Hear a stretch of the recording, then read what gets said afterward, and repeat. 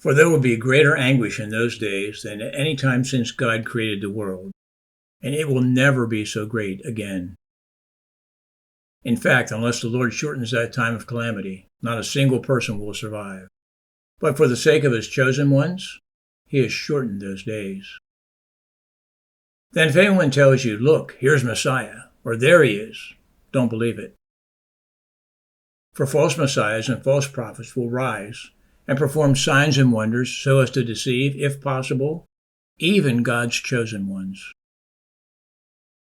Watch out. I have warned you about this ahead of time.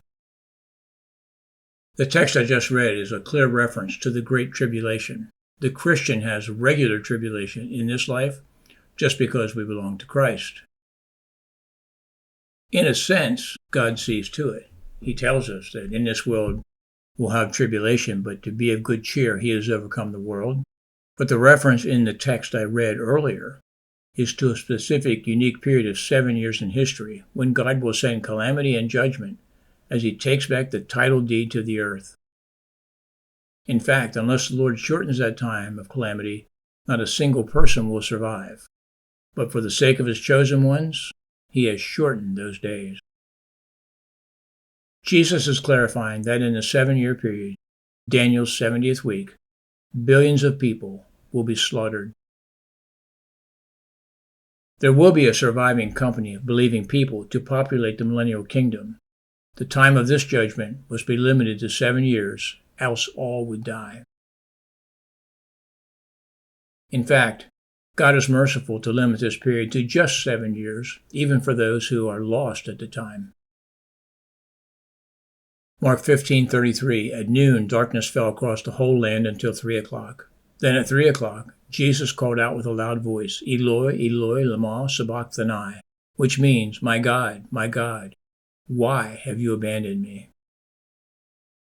Psalm 22:1, my God, why have you abandoned me?" What was once prophetic was fulfilled on the cross. Does it not seem strange that Jesus would feel abandoned on the cross? We can say with certainty that God the Father approved of what God the Son was doing. The cross did not take them by surprise. Perhaps a better translation of why would be what, meaning that Jesus knew why his Father turned away from his sin-bearing body and was asking, what is this separation that I feel?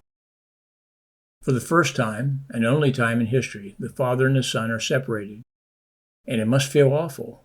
It would be spiritual death. This is the common definition of spiritual death, separation of the soul from God, just as physical death is the separation of the soul from the body. This is the aspect of hell that Jesus tasted for all humanity. Despite what the Apostles' Creed says, Jesus did not descend into hell. His work of redemption was completed when he said, "It is finished."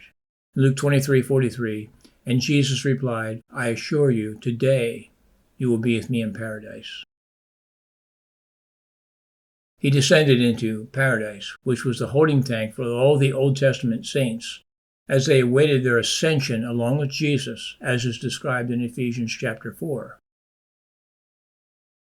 When they entered the tomb, they saw a young man clothed in a white robe, sitting on the right side.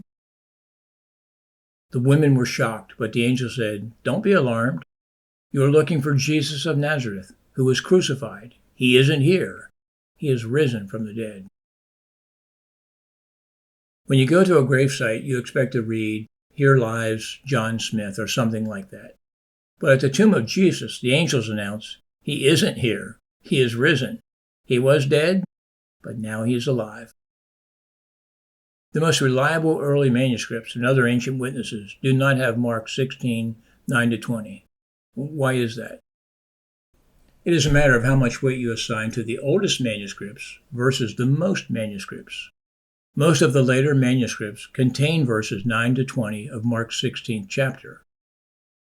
However, the oldest manuscripts, which would have been written closer to the time of Mark's original writing, do not include verses 9-20. That's why those verses are in question.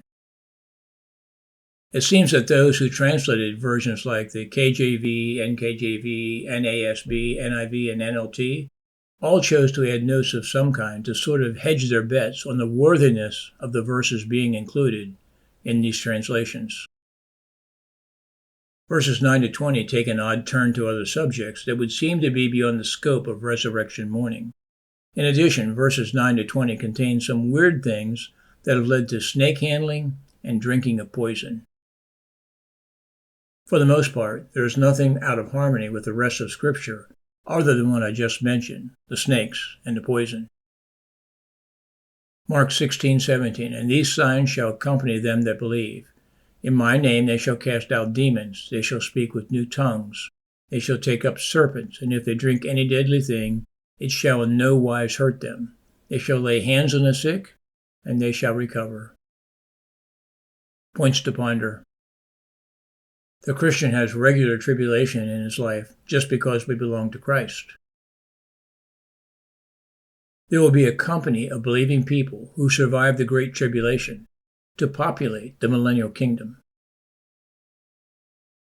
The common definition of spiritual death is separation of the soul from God. This class, and indeed the entire school, is dedicated to helping others see that God is bigger than we think and better than we know. To get to the next video, make a note of the class number for this recording. Then search for the next one. Here is a sample. If this video is number L01.1, then the next one is L01.2. And remember to like and subscribe on YouTube and follow on Rumble.